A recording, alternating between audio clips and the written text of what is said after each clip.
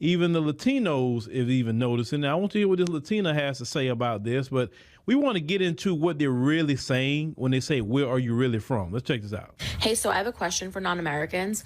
How come only Black Americans owe you an explanation of where they're really from? How come Black Jamaicans don't owe you an explanation of where they're really from? How come Black Brazilians don't owe you an explanation of where they're really from? How come Black Colombians and Black Panamanians and Black anybody else, how come they don't owe you an explanation of where they're really from? How come when people from any other country who are Black tell you, I'm from Panama, I'm from Brazil, I'm from Dominican Republic, wherever it is, how come you take them for what they say when they say it, but when a Black American says, I'm American, you ask them, okay, but where are you really from?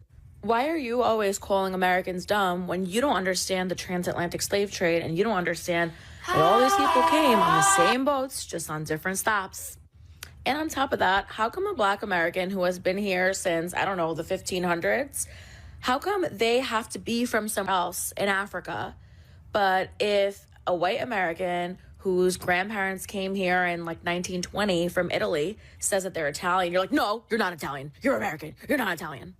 How come that Black American can't just be American? The issue is value.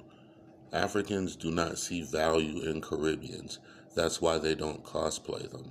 That's why you've never seen an African attempt to cosplay a Jamaican.